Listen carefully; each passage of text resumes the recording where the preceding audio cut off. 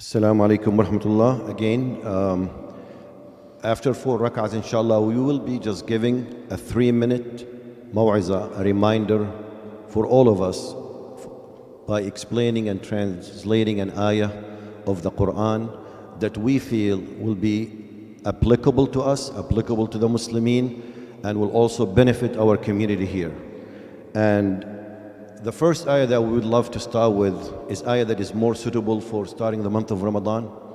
The ayah says, بعد أعوذ بالله من الشيطان الرجيم يا بني آدم خذوا زينتكم عند كل مسجد وكلوا واشربوا ولا تسرفوا إن الله لا يحب المسرفين. O sons of Adam, make sure you dress appropriately, you dress the best way you can, and you look the best way you can when you come to the masjid. And eat and drink, but do not waste. Allah does not like those who are wasteful. Subhanallah, this ayah is a beautiful start to this month because this is the time where we come to the masjid more often, and it is also the time that we eat maybe more often, sometimes before we come to the masjid because we have our iftar. In this ayah, Allah subhanahu wa ta'ala is explicitly asking all the people, not just the Muslimin, anybody who will come to a place of worship, to dress appropriately, to look their best. Why? Because this is the time that you are going to meet the Lord, Allah subhanahu wa ta'ala. It's not any job meeting or any official meeting that you do with a politician, with a person who pays your salary. It's even more important than that. And we know what we do when we go to such important meetings for work, for interviews, with important people. We always dress our best. Generally, when we have such important meetings, we dress our best, we look our best. So imagine if you are going to meet with Allah subhanahu wa ta'ala. And please let it sink when I say Allah subhanahu wa ta'ala. Allah Jalla Jalaluh. You're going to sit with Him face to face in your salah, because that is what is salah. Salah is your most important meeting with Allah subhanahu wa ta'ala. So do not come in a bad way to the masjid because you're meeting nobody. You're meeting Allah subhanahu wa ta'ala, so dress appropriately for this meeting. Look decent for this meeting. And that includes a lot of aspects, not just the dress, the clothes. You have to dress in a way that is also applicable to Sharia. For example, you cannot dress in short shorts or short shirts where your back is showing when you do sajda or raku' and distract other people by exposing your back. You cannot dress in shirts that have so many writings and so many symbols and so many distractions so that the persons behind you are continuously trying to figure out what is this writing here.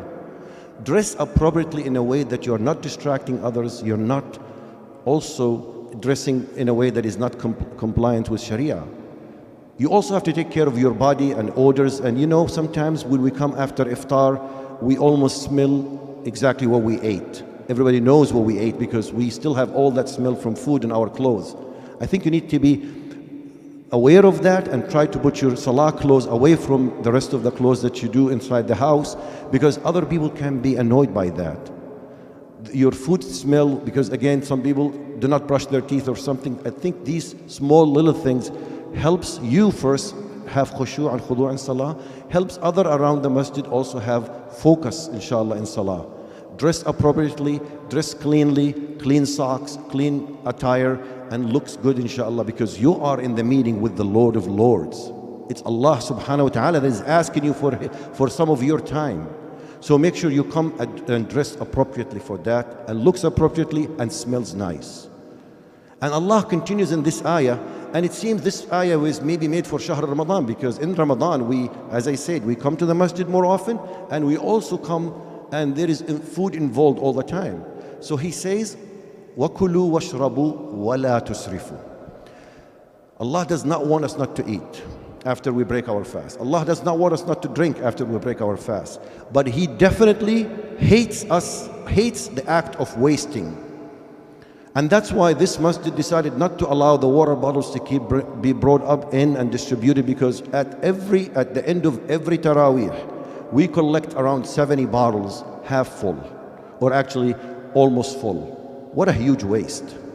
Beside the distraction that it causes because of the distribution and the noise from the water bottles, where we're trying to create a more quiet environment in the masjid. Therefore, this masjid will not do that again to avoid the waste. Especially in times where other people around the world, Muslims, your brothers and sisters around the world, are struggling for a drop of clean water. It becomes a bigger haram when you know that people struggle around the world for a sip of water and a loaf of bread. Therefore, my brothers and sisters, whether it's in the masjid or at home, when you are cooking your food, when you're preparing your meals, remember the other people who are suffering. And you don't need me to remind you, you have seen these pictures in TV all the time where people in Gaza, people in Somalia, people in Yemen, people in other areas in Rohingya and in Burma have struggled for food. And we cannot be disrespectful to their pain and disrespectful to the command of Allah subhanahu wa ta'ala by wasting the same food that Allah blessed us with in the month of Ramadan. Therefore, we have made a slogan in this month to make this month not like any other Ramadan, and we called it Zero Waste Ramadan. Zero Waste Ramadan. At home, in the masjid, at workplace, anywhere, do not waste resources, especially food and water. Allah does not like those who are wasteful. Allah does not like those who are wasteful.